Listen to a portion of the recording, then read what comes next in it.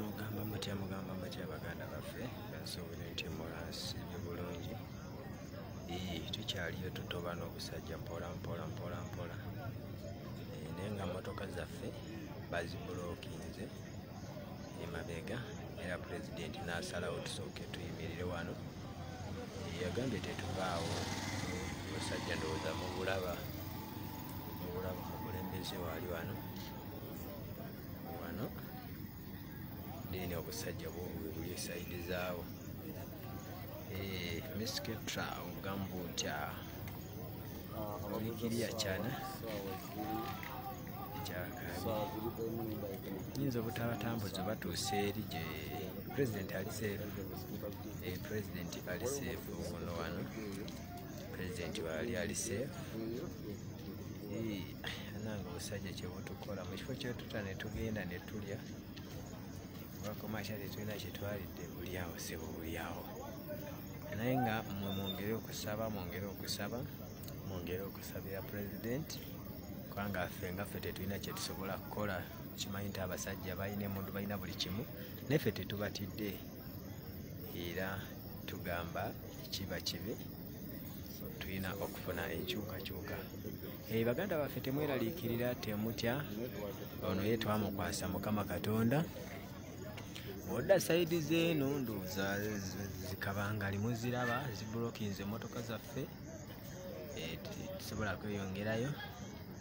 Omukulembeze agambye nze muntadde nesobola kugenda ng'abaana bange bali mabega, so ne tusalawo tupaakinge wano. Tusazeewo tupaakinge wano tulinde nibono obusajja munange oba kumakya mwadde mubulaba kyebubadde butukolaawo, mubulaba nga butubulokinga bututwala eri butuzunza nga bugezaako okwonoona obudde bwaffe. Era we mutulabira tuli mu Hoima era nga tubadde tunoonya wakusula, abaana baffe ne baba bulokinga. So twebuuza poliisi ekyali Uganda poliisi oba Museveni poliisi? Mbesimu tebakola ki? Essimu yaani nze waliwo asobola okunsembera, mulabika temumanyi mumpulira buwulizi nga banjogerako. Nedda nze ssimu tewali asobola nakunsemberera, teri asobola kunsemberera. So baganda baffe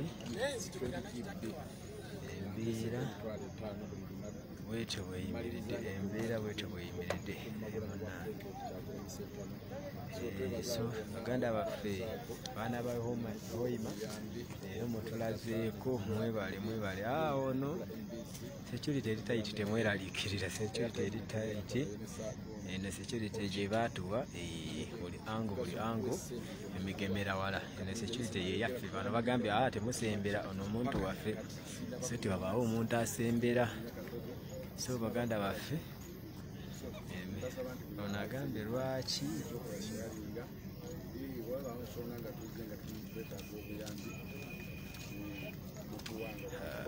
teraiti ani ajeewo laiti, teekako laiti munange, abantu baagala kulaba ku buno obusajja.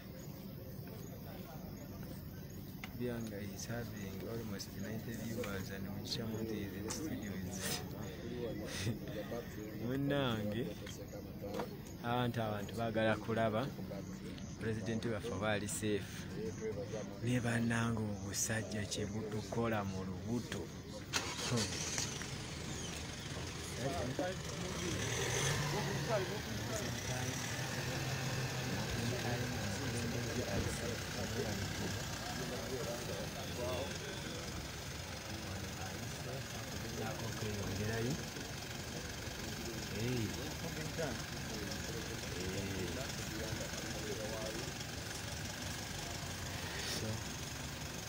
Abana baffe embeera bwekumiridde wano.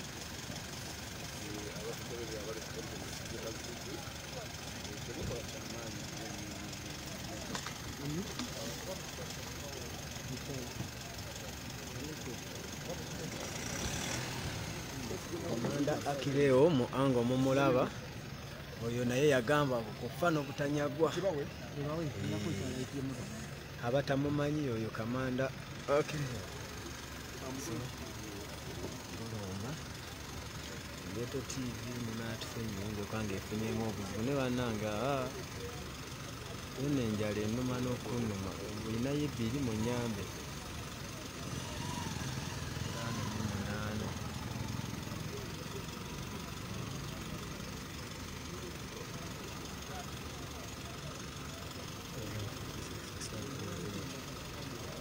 Nze nange obusajja kye bunkola mu lubuto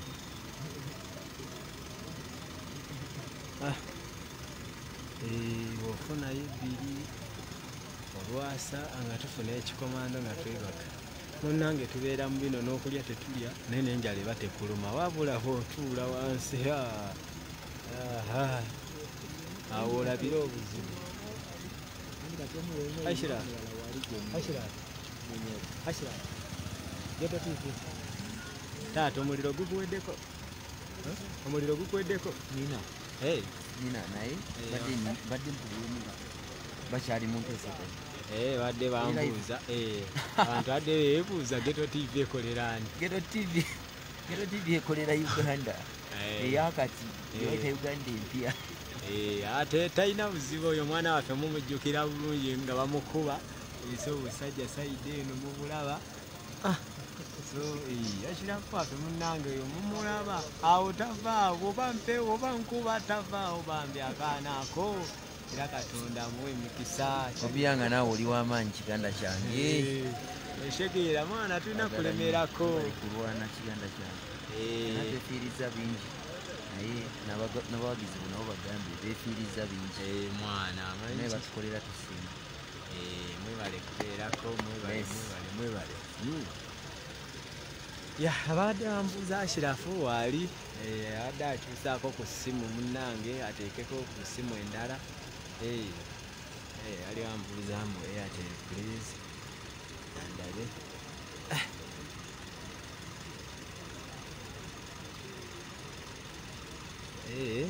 obusajja bubuubu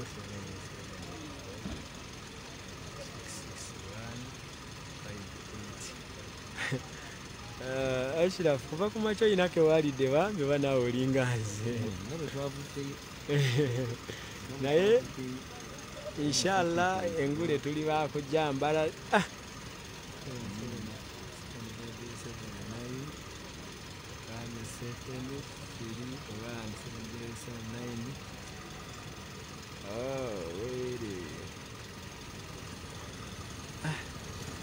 aganda waffe nze siri bulungi okulimba kibi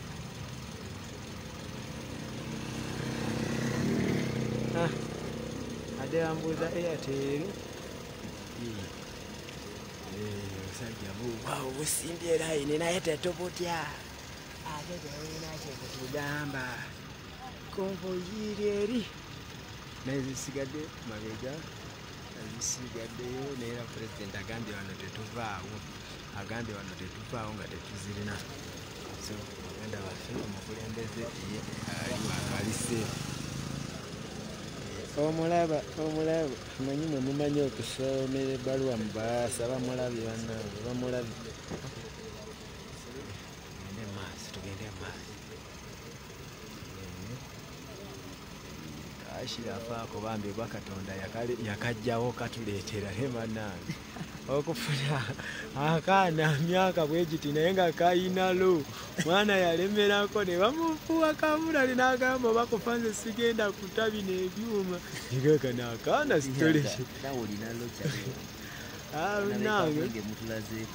munange gundi struggle buli omu alina kuzanya paati ye kati nze kamera eno sobola gikwata dakiika 4 sisobola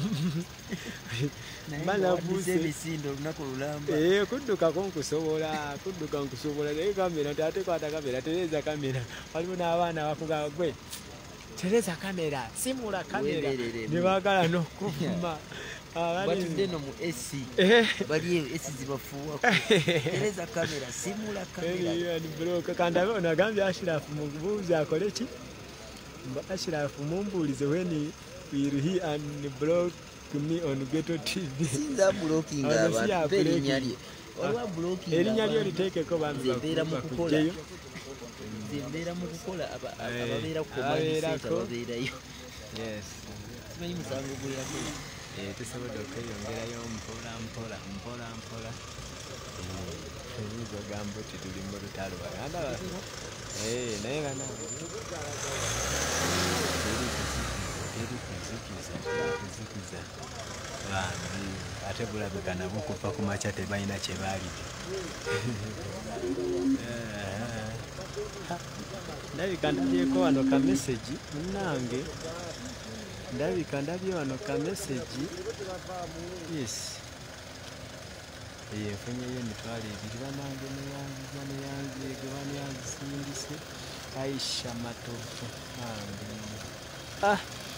ekikomando kiwedde. Ekikomando kiwedde mama.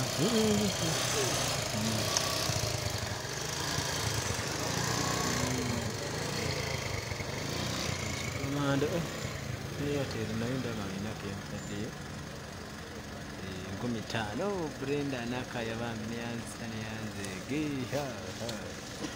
ajanya n'okuzannya.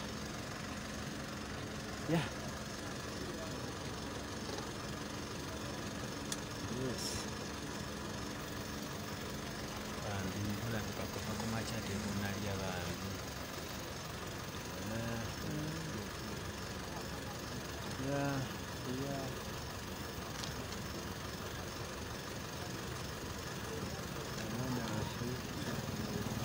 Ashira kiwizi gwe mbagamba yewa Ghetto TV. Ashira Ghetto TV gye mbadde mbagamba mukitegere. Kale musooke mulabe layini eyo.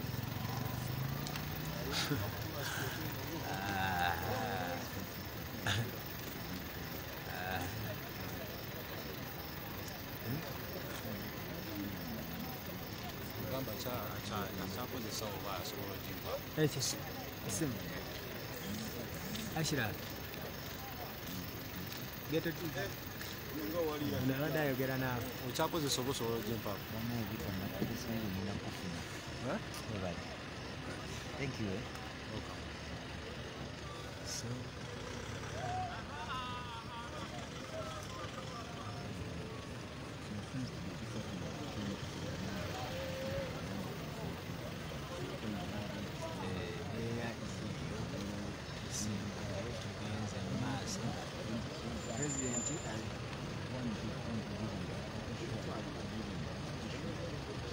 mwana gwe n'obudde obugula amazzi tetulina. Walayi tetulina.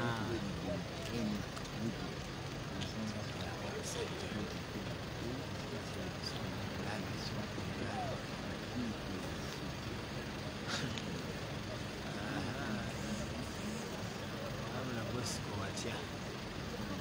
Bosco watya?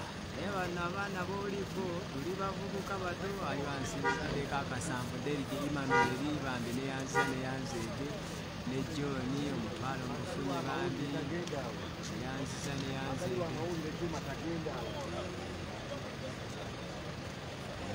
You have really worked with us today. I'm sure Maaso sirina kyenjagalayo nga mu maaso erimba sirina kyenjagalayo nga pulezidenti ndi naye wano. Oyagala lutalo n'ekisimu kino kyenkute nkisuule wansi gwegezageza osemberera emmotoka ya pulezidenti olabe. Kabulenga ne live nkisuula eri kirungi nafunyeyo edda ekikomando. Ndaba ab'amawulire beeyongedde.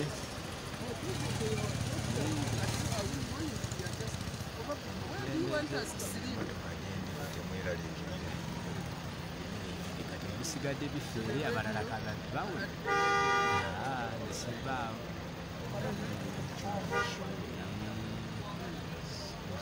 Nambalirwa ambi nkamakulize waya ngifunye. Kikomando kifunye ne Ashirafu wange tugenda kulya. Nekyali wange Ashira alina kulya ku kikomando kino. Kiweze ne bambi bennange abaana b'omu diaspora tubebaza mwebale kutubeererawo mwebale kubanga ffe abatalina bizinesi banange twandibadde tumalawo tutya naye nga mbeebaza nti mutubeereddewo bamaama ne bataata mwebale kutubeererawo naffe tubasuubiza nti tetugenda kuzikiza. Nabe nawulidde mwana nga boogera gagamba simanyi Ekyagulanyi ali mu kussa baana b'abende, nze sigenda kubalimba okubeera wano, nze ngamba ne bwe nfiira wano walayi mu ggulu ntuuka, ate teri yampita wano wendi, teri yampita teri yampita nti jangu tuwerekere simanyi ki. New York mbatumiddeko mwebale kubeerako. Bambi bambuuza kyekiriwo omwana gwe tuli kulya. Ffe olutalo luno lwetatandika tukimanyi nti si lwangu naye tulina okulukusa, wallahi tetugenda kuzikiza. Ate saagala muntu abeereyo nga yeeralikirira Bobiya nga nze ndi mujaasi bakomanda baabano.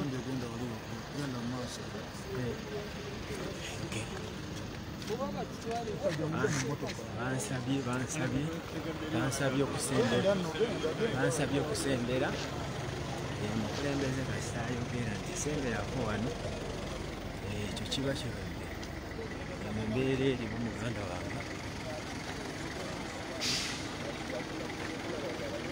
embeera eriwo namawulire.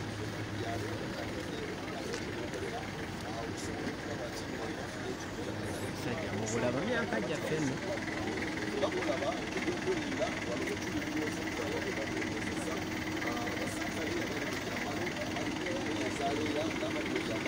Nga gana kiki kyebatugamba mulaba wano kulabika tekunalya kuva nakumakya kyokka tebanatuwa ensonga lwaki batubulookinze. Naye temweraliikirira nga tubagamba nti temweraliikirira, tugende mu maaso n'okusabira pulezidenti waffe abeere seefu. Sokola bisayidi eno, sokola bekiri sayidi eno.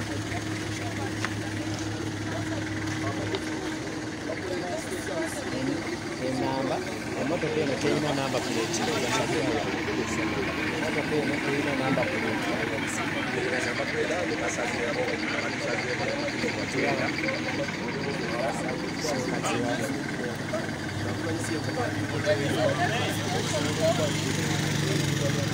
Abaganda baffe embeera gye tulimu sajja kati busazeewo nti tetukyasobola kukola kyani.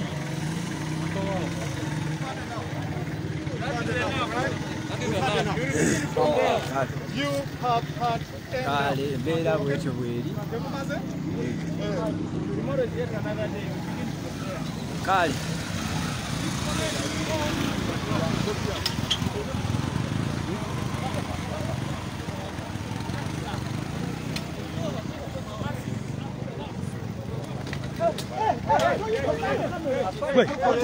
ayagala kukola gwe batandise okwasa kamera z'abaana, kamera batandise ozaasa mu Uganda atulaba, kamera batandise okuzaasa, kamera y'omwana bagikubye bajasiza. Muganda wange embeera ebise, embeera eyonoonese wano we tuli, embeera eyonoonese naye nga RPC yono omusajja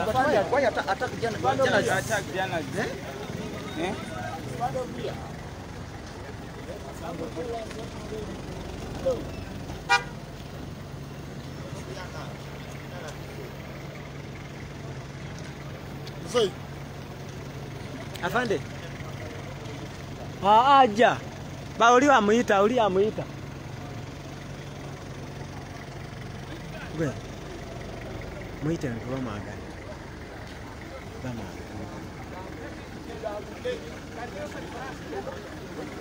kamera y'omunnamawulire wa NBS bagikubye ne bagyonoona.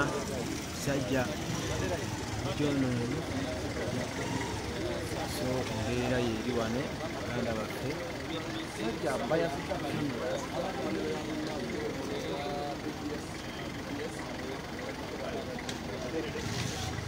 Kamera y'omwana sajja bwe tusazeeko bubi nnyo, etandise nga byakusaaga naye kati tekusobola tukkiriza kutambula. Naye nga RPC mumulabye abasajja baffe abasecurity bagezaako okwogera nabo, basajja baffe abasecurity bagezaako okwogera nabo, tulabe kye bagenda otugamba.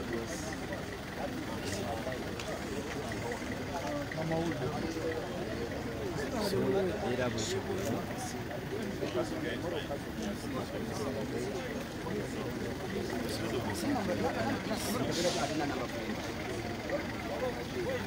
motoka y'amagye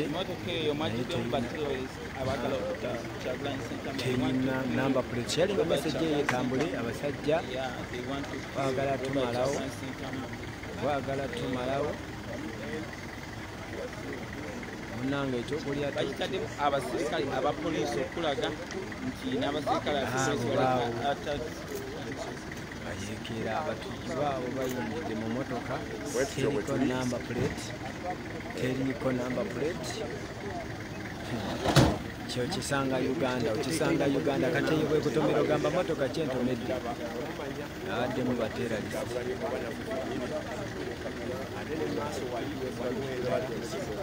abasajja bali mu motoka omwo abasajja tebalina enegundi terinaku wadde namba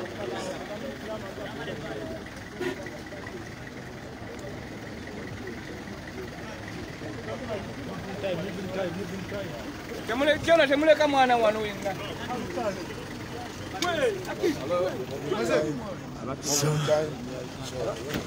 Uganda baffe embeera bwetyo bweyimiridde wano Apollo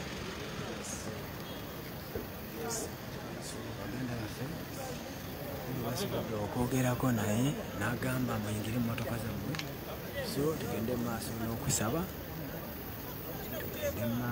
n'okusabira pulezidenti waffe motoka eya pulezidenti yeno enyini kwenyimiridde ng'obusajja buli sayidi ne sayidi mu namba ezitayina mu motoka ezitayina namba n'ebyo byonna bagezaako okutiisatiisa munnayuganda wokutte weewunyweza so kyonna kye babala Katonda y'amanyi wabula nze kye nabagamba nti oba oli ku mulimu oba oli manyi wayingira struggle eno tewaba wakutiisatiisa Katonda nga tanasalawo teri buzibu bwonna bw'osobola okufuna so baganda baffe bali mu struggle twasalawo okulumba nalo nga twesiga Mukama Katonda era mwalabyeko omukulembeze waffe ku makya ayisa ejjinja ng'asaba baganda baffe embeera bwetyo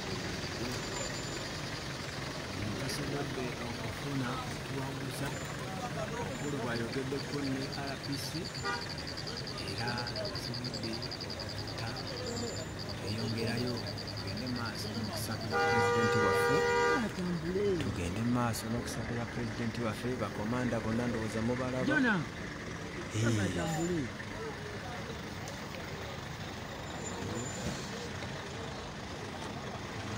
Akireo ekiddo tavaawo komanda oyo tavaawo kimala dokumenti yayogeranga fuku ya Gaddafi mubagambe ekimala yalimba mwana alimba batibalira ndowooza mubawulidde abaana abakubye omukka ogubalagala naye era bagamba balina kufa n'omuntu tebagenda kuzikiza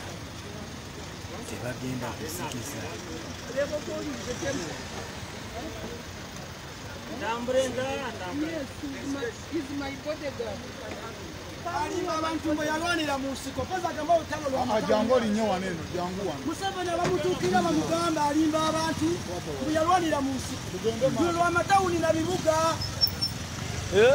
Kyagulanyi Satamu omwana wa Butambala gomba mu mulo people power awera nkolokoto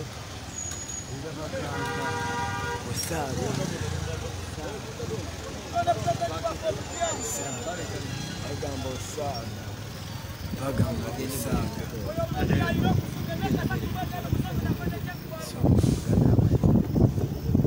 baganda baffe ebira bwetyo nebamukulembeze ye waali wano era tesobodde okuyita ku batujju n'emmotoka eri gye twabagambye etaliiko namba yo genze mu maaso kyonna kye bapulaninga mukama yamanyi nga nabagamba pulezidenti waffe tumukwase mukama katonda ffe ng'abantu tetusobola kulwana nga tali so baganda baffe tugende mu maaso n'okusabira pulezidenti waffe angi muyinza okwebuuza bobyanga ng'osaze eddoboozi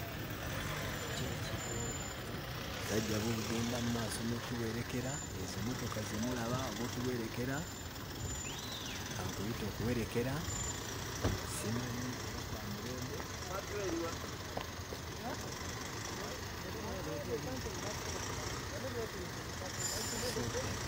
motoka za pati ya polisi bagambye talina namba yiyo motoka yamagye nga talina namba maaso nemabega katonda abakwasa nabalazeeyo maaso yiyo talina yadde anaaba so embeera bwetu bweyimiridde baganda baffe embeera bwetu bweyimiridde wano embeera bwetu bweyimiridde amanye tetumanyi kigabala embeera yi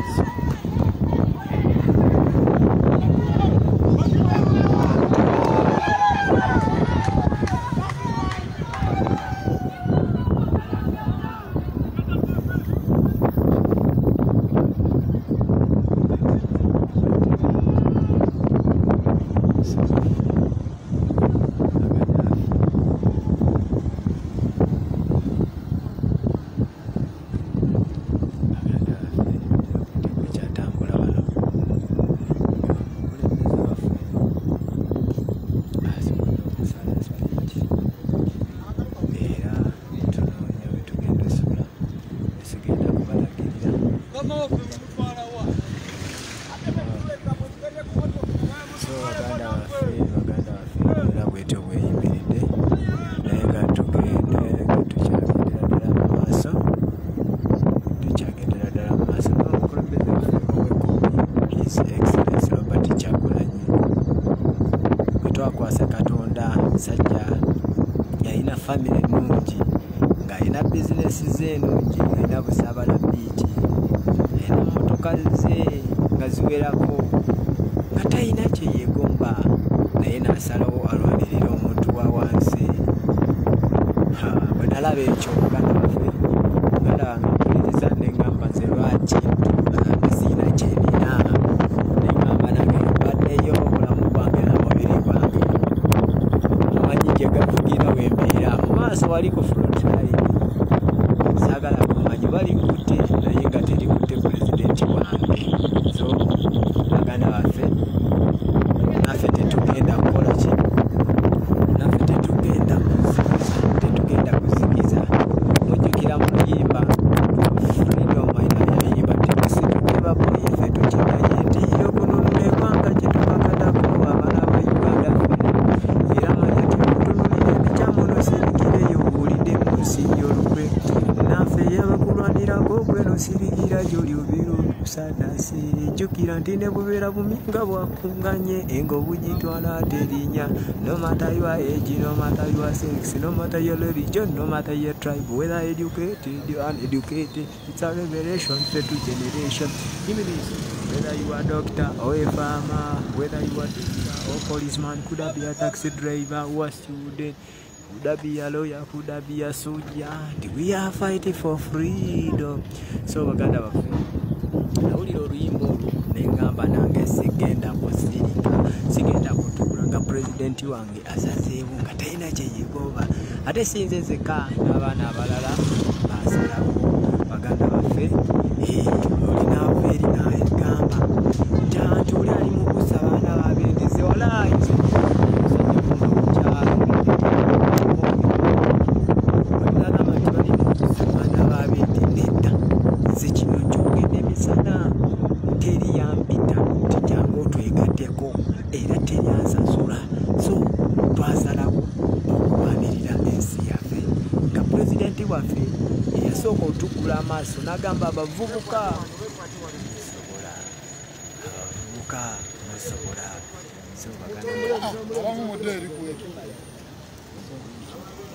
So baganda baffe nga tukyagendera ddala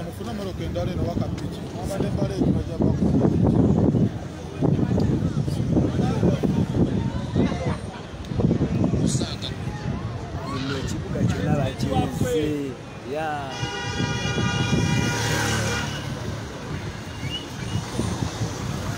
agamba kyalialiwati